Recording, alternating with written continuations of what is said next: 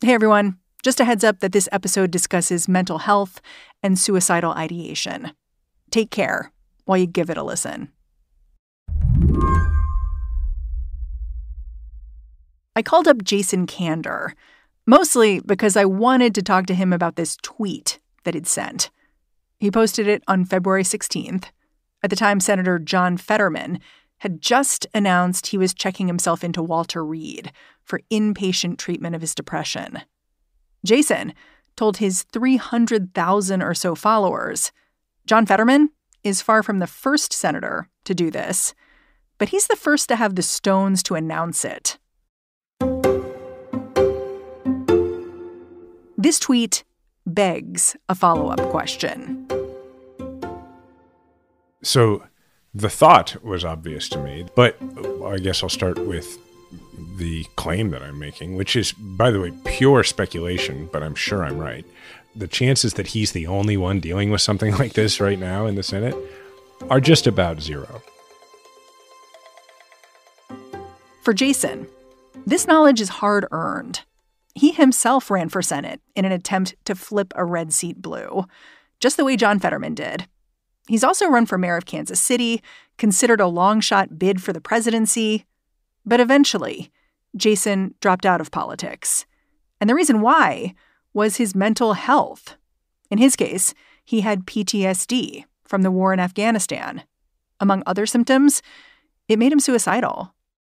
When I stepped away from public life for a while to deal with post-traumatic stress, there were people who, unbeknownst to me at the time, because I was, as I assume Senator Fetterman is doing right now, kind of taking a step back from even paying attention to the news about my announcement. But I learned later that there were people who stepped up and said those sort of things, and I appreciated it. And I just thought, well, I'm in a position to try to do that for somebody else, and so I wanted to. Jason's from Missouri. He knows keenly how uncomfortable it can be for a politician to talk about their mental health. Back in the 70s, one of Missouri's senators was tapped to run for vice president, but he got bumped off the ticket when it was revealed he'd been hospitalized for depression. Even now, Jason sees this hesitancy when people approach him because they've heard his story and they've got one of their own. Frequently, people begin that conversation with sort of a disclaimer. They'll say, well, I didn't go to war or anything. And I always stop them and I'm like, I don't know what that has to do with anything. My brain doesn't know what your brain experienced, and therefore comparing them is completely irrelevant and a waste of your time. And it took me a long time to learn that, and I learned it in therapy because I had spent a lot of time thinking of trauma as a contest and then telling myself, well, I wasn't physically injured over there, and I have friends who were, so who am I to go get help? Jason looks at John Fetterman and he thinks, well, he didn't go to war either, which means maybe this moment is one more step forward for how we talk about mental health and leadership. I hope so.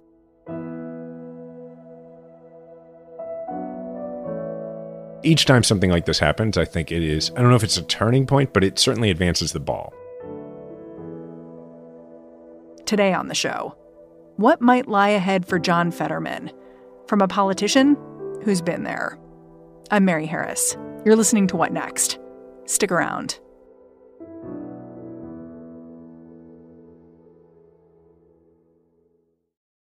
This podcast is brought to you by Progressive Insurance. Most of you hearing my voice right now are probably multitasking. Yep, even while you're listening, you are probably driving, cleaning, exercising, maybe grocery shopping.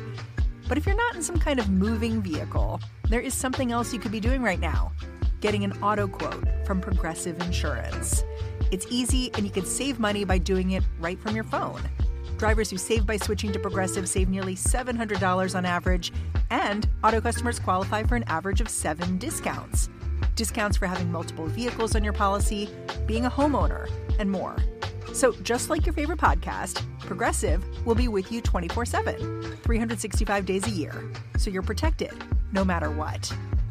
Multitask right now. Quote your car insurance at Progressive.com to join over 29 million drivers who trust Progressive. Progressive Casualty Insurance Company and Affiliates. National average 12-month savings of $698 by new customers surveyed who saved with Progressive between June 2021 and May 2022. Potential savings will vary. Discounts are not available in all states and situations.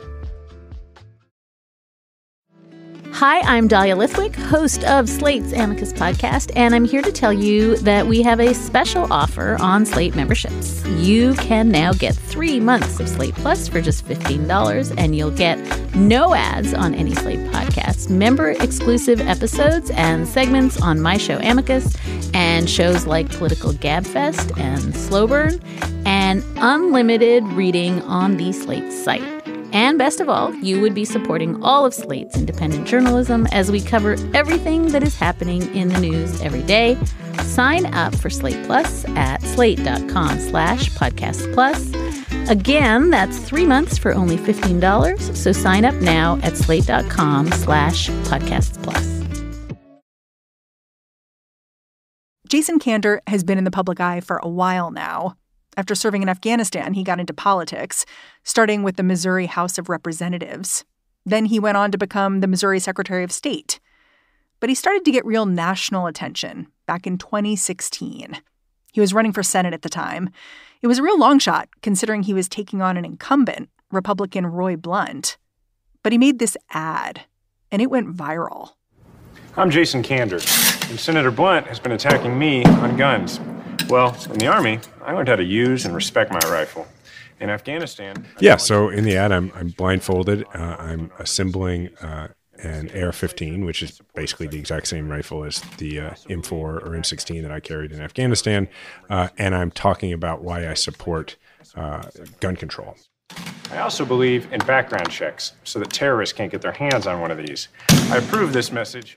And the origin of the ad was that the NRA, I had an F rating from the NRA, and they were spending millions of dollars against me in Missouri, a state that, people like the NRA there. Yeah. I mean, there's a lot of guns here, and I remember I said to my team at one point, I was like, "Well, I bet I can put a rifle together a lot faster than the other guy."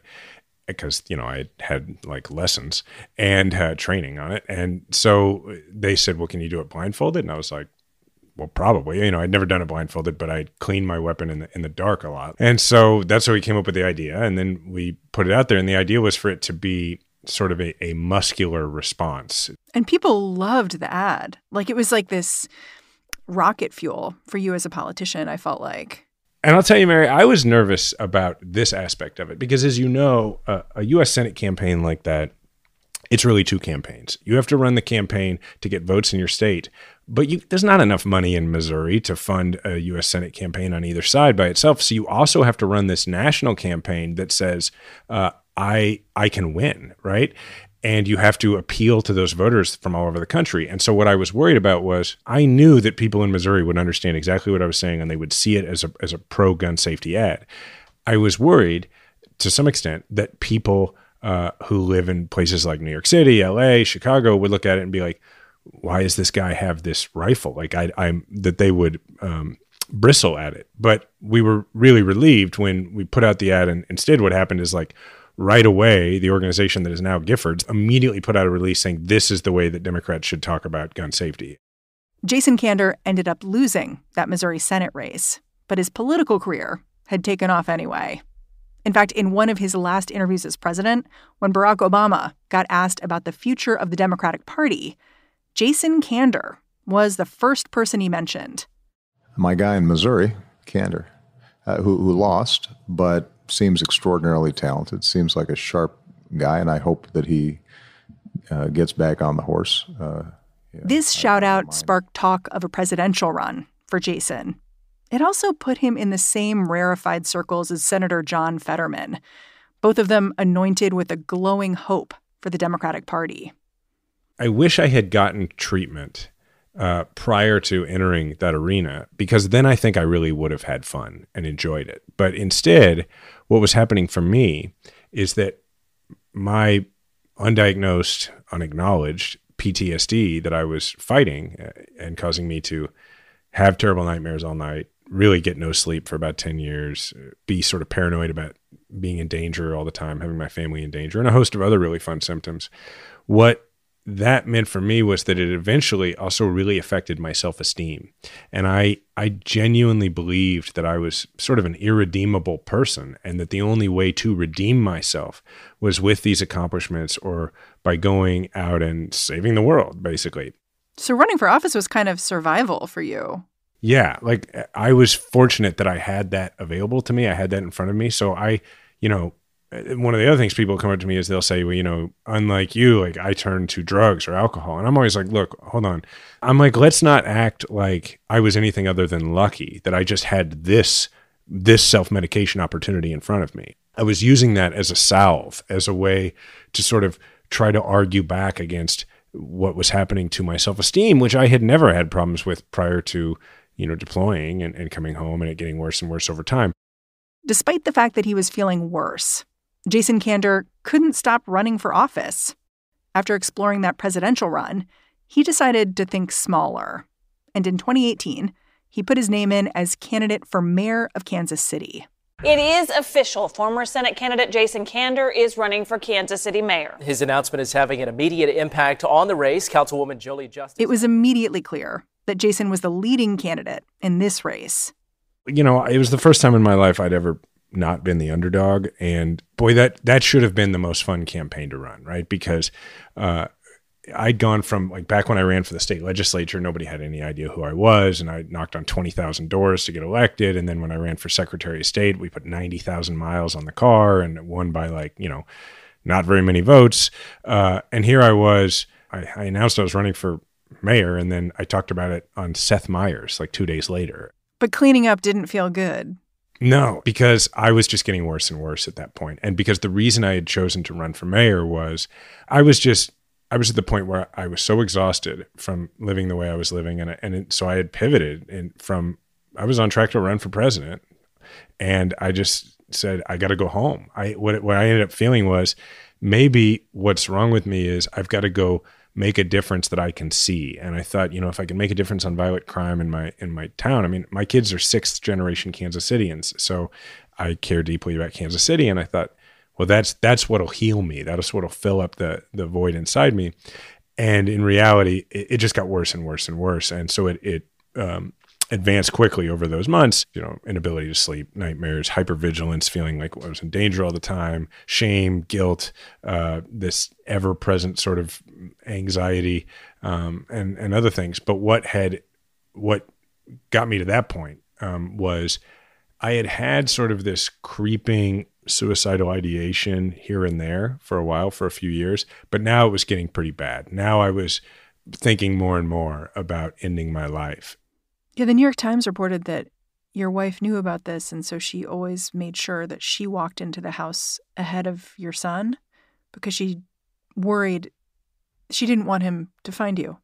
Right. It was not a good time, and she was the only person who knew. This is when Jason realized he simply needed to drop out of politics altogether. He wrote a public letter, and he explained why, saying, I can't work on myself and run a campaign the way I want to at the same time. So I'm choosing to work on my depression. A shakeup in the race for the Kansas City mayoral position. Jason Kander announcing on Facebook today that he is dropping out of that race. In a statement, he says, I'm done hiding this. When I wrote in my book that I was lucky to not have PTSD, I was just trying to convince myself, and I wasn't sharing the full picture. I still have nightmares. I am depressed.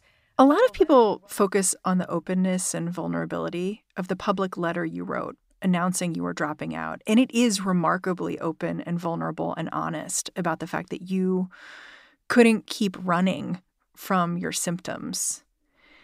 But it's so interesting to me. There's also been reporting that, after you sent the letter out, you basically looked at your campaign manager and said, it sucks to feel so weak. Yeah. I thought that was so honest. Well, he's one of my closest friends. And so I don't see it that way anymore. But at that moment, I felt, the word I used was weak. I think probably what I meant was I just felt really defeated. Like I felt like I had been trying to outrun this thing and it had caught me. What I didn't understand at the time was actually what I was doing was choosing to get into the ring against this thing and kick its ass. Yeah, and your wife pointed out that basically you didn't know if you were trading away being mayor for getting better. You just knew that you were giving up the thing that you were like great at and succeeding at to deal with the thing that was haunting you.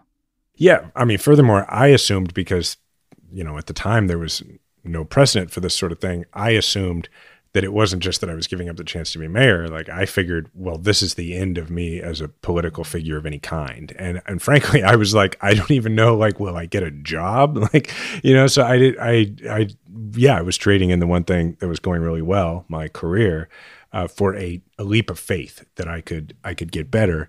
But I also was at the point where I didn't really see an option, right? I mean, it's the international capital of zero F's left to give is rock bottom. And that's where I was. Yeah, it struck me thinking about your story that in some ways you did the opposite of John Fetterman, because when he had his initial stroke a little less than a year ago, he stayed in the race, even though he had significant auditory processing challenges. I wonder, like, how his approach versus your approach, like, how you think of those now. Well, I would push back on the premise a little, because don't forget, I came home from Afghanistan in 2007. I ran for the state legislature in 2008. I had PTSD then. I didn't acknowledge it to myself. I ran for re-election in 2010. So you'd been putting it off, is what you're saying. Right. I ran for the Secretary of State's office in 2012 and won. I ran for the U.S. Senate in 2016. I pretty much ran for president in 2017 and 2018, and then jumped into a race for mayor. What the difference is, John Fetterman, he's doing what I should have done. He's like, oh, this is going on. I'm going to go address this and get back to being myself. I didn't do that. I was the guy who looked at a broken arm and said, it'll heal. And then, 10 years later, couldn't move my arm. And then I was like, probably need to go to the doctor and probably need to make it a big priority and focus on only that. So I would actually say he's doing it right and I did it wrong. And that would be the only. Now, I wouldn't change anything for myself, but I certainly wouldn't advise anybody to do what I did. We'll be right back.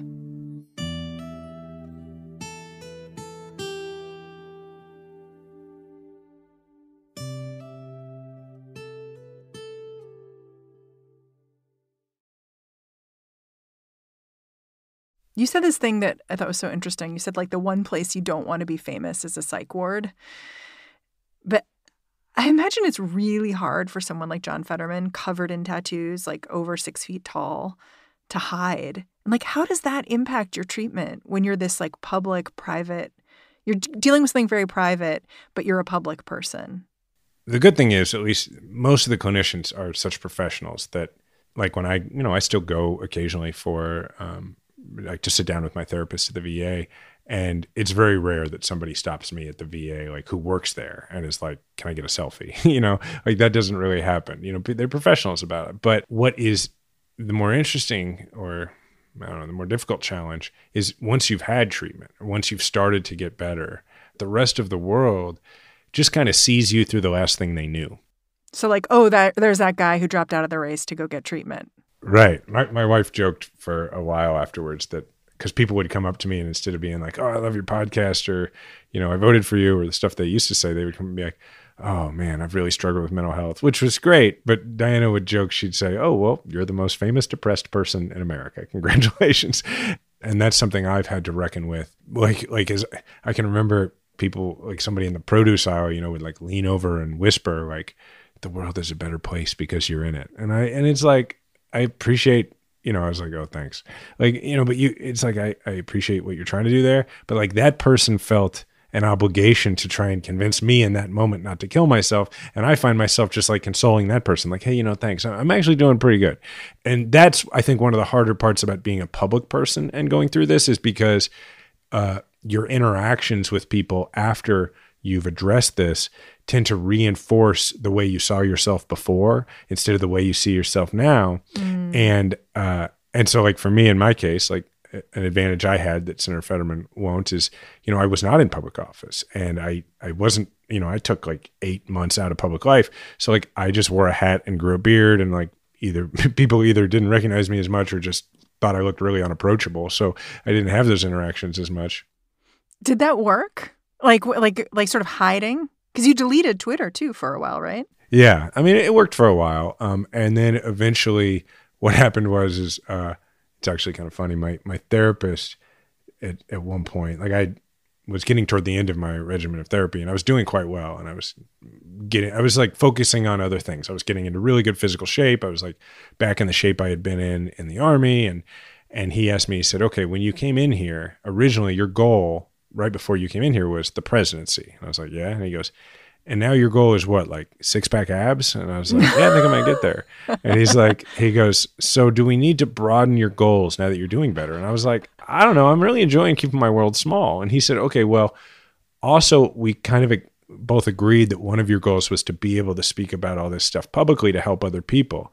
And I was like, yeah, but the public adulation stuff, that was kind of my drug. I kind of am not sure I want to go back to that. And he thought I should try, and he was encouraging me. And we had been working with this analogy where I had said to him, his name's Nick, and I said, Nick, if I had come in here for substance counseling, you wouldn't try to get me back to my job as a beer taster. Right. And he agreed with that. And we went with that for a while. And then eventually he was like, okay, but what if it turns out you weren't an alcoholic, but you had trauma? We've dealt with the underlying trauma, and now maybe you can have a drink every once in a while. And so that's when I was like, all right, that's a good argument. That's when I did the Lester Holt interview on NBC Nightly News. It's been 8 months since you, I think, shocked a lot of people with your announcement. So I think it's fair to say, how you doing? I get that a lot. I appreciate it. I'm doing a lot better. It's worth it to get treatment. It's been really worth it for me. And it was like my first public appearance in 10 months. And I remember I knew I was not nervous for the interview. I was nervous for how I would feel after the interview. If I would feel that adrenaline rush that would, make me not have to feel, anything else. And, but I didn't. It ended. And we ended up that night while it was airing, we were in New York for the interview. And while it was airing, my wife and my son and I went out to dinner at a pizza place with friends, and we didn't even watch it. And I didn't go on social media and look at what people said about it. And that's when I was like, okay, I think I'm doing better. What does your story tell you about the road ahead for John Fetterman? I know it's different. We've said that a bunch of times. But one thing I'm hearing you say is road's long. Even if you're able to unplug for a while, and you did for 8 months, even then, once you're back on track, you're figuring things out for a bit. The road is really actually great. What he's doing right now is really difficult. I think that one of the biggest problems when it comes to trauma and mental health in this country is everybody thinks that it's a matter of convincing men in particular, especially veterans, that it's strong to get help, not weak. And I actually think that the majority of Americans accept that at this point. And it's really more about convincing people that this stuff works. Because in my case, I didn't really learn that the majority of people who go to the VA for PTSD treatment actually get to a point where it doesn't disrupt their life anymore at all. I thought that was really rare, because when you think about it, how many portrayals, either in the news or on screen, are there of people with PTSD who have achieved post-traumatic growth? Most of the mental health stuff is that you see is exhibitionism, it's voyeurism. It's let's watch this car accident real slowly as we drive by, right? What you don't see are the people who have addressed it and have gotten better. And the truth is that that's what happens the vast majority of the time. So do you say you're cured from your PTSD? No, you don't get cured of PTSD, because PTSD is based on memories. And unless you get rid of the memories, you're not going to get rid of PTSD. But you can manage it, right? It only limits you if you don't manage it. And it's funny to me that a lot of times, I see the stuff on social media and people are like, oh, I wish Jason Kander would run for, Senate or president or whatever. But unfortunately, that darn PTSD, he can't. And it's funny to me, because I'm like, yeah, you don't get it. I'm in the best mental health I've been. This doesn't limit me. I'd be, in my opinion, a much better candidate now. It's just that because I feel so good, I don't want to. I got kids that are 9 and 2, and I have the ability to be present with them now in a way that I didn't before. I'm coaching my son's little league team. My daughter and I are best buddies. I'm just enjoying the hell out of my life. And the difference now is that I no longer carry the guilt of believing I hadn't done enough for my country. I now have come to the realization that I've actually done quite a lot, and that America and I are square. And I may run for office again one day. I don't know. I was going to say, are you going to run? I might. I don't rule it out. In fact, when people ask me, I go out of my way to say, I still think I'd be a really good president. And the reason I do that is not to preserve an option for me, because I'll probably never run. But I do it because somewhere there's somebody listening to this who is going to interview for a job, a young man or woman who served in Iraq or Afghanistan, and somewhere or another they're going to either assume or find out that they have been treated for PTSD. And I want that person to know that there's nothing that limits that person from doing whatever job that they're looking at hiring them for. And the way that I try to demonstrate that is me saying, yeah, maybe I will run for president one day. I think I'd still be really good at it, because PTSD would not keep me from doing that. Yeah. Do you think you're going to try to reach out to Senator Fetterman in a few months and just be like, hey, just checking in. How you doing?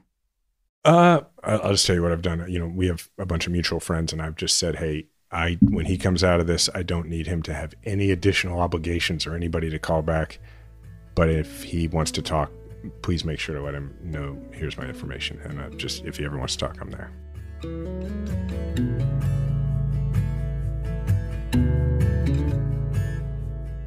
Jason Kander, I'm super grateful for your time. Thanks for coming on the show.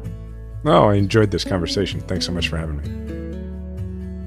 Jason Kander is the president of the National Expansion at Veterans Community Project.